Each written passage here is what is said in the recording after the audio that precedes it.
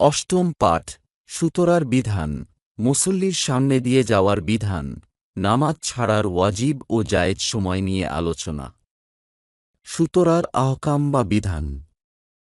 সুতরা সম্পর্কে রাসূলুল্লাহ সাল্লাল্লাহু আলাইহি ওয়াসাল্লাম ইরশাদ করেছেন, যখন তোমাদের কেউ মাঠে নামাজ পড়ার ইচ্ছা করে, তখন সে যেন সুতরাকে সামনে রেখে নামাজ পড়ে ও সুতরার কাছাকাছি দাঁড়ায়।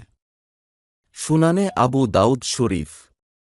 সুতরা হল নামাজীর সামনে লাঠি বা অন্য কোনো বস্তু রেখে নামাজ পড়া, যাতে কোনো প্রাণী বা মানুষ অতিক্রম করে গেলে তার নামাজে ব্যাঘাত না ঘটে।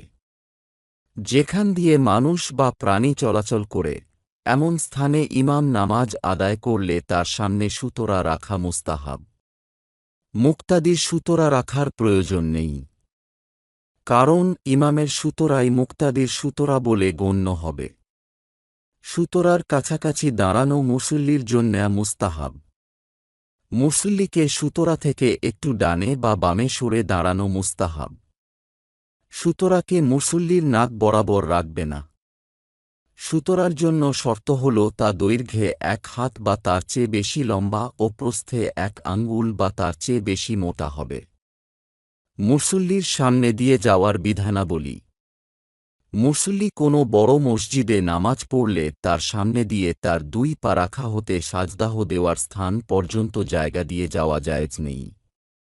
অনুরূপভাবে মুসল্লি মাঠে নামাজ পড়লেও একই বিধান।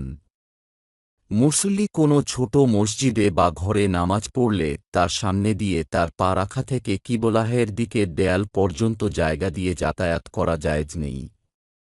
অনুরূপভাবে নামাজীর সম্মুখ দিয়ে অতিক্রম করে এমন স্থানে নামাজের প্রস্তুতি গ্রহণ করা জায়েজ নেই।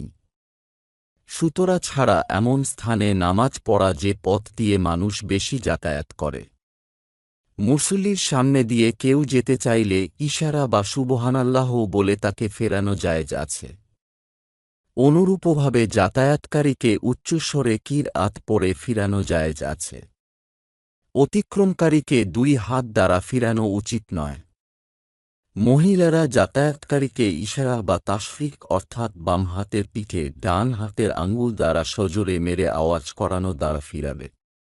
মহিলারা তাকে ফিরানোর জন্য কিরআত পাঠে তার আওয়াজকে উঁচু করবে না। নামাজ ছাড়ার ওয়াজিব ও জায়েজ সময়। মুসল্লির জন্য শরীয়ত অনুমোদিত কোনো কারণ ছাড়া নামাজ শুরু করার পর তা ছেড়ে দেওয়া জায়েজ নেই। মুসল্লির পিতামাতা ডাকলেও নামাজ ছেড়ে দেওয়া জায়েজ নেই।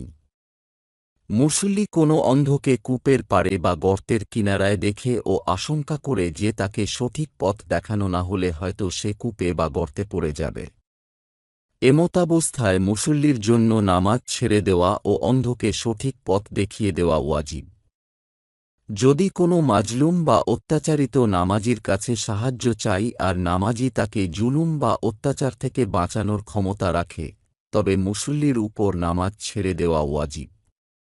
মুসল্লি কোনো চোরকে 1 দেরহাম মূল্য পরিমাণ কোনো মাল চুরি করতে দেখলে তার নামাজ ছেড়ে দেওয়া ও চোরকে ধরা জায়েজ আছে, আর এই মাল নিজের হোক বা অপরের হোক। মুসাফির চুরির ভয়ে তার নামাজ আদায়কে দেরি করা জায়েজ আছে।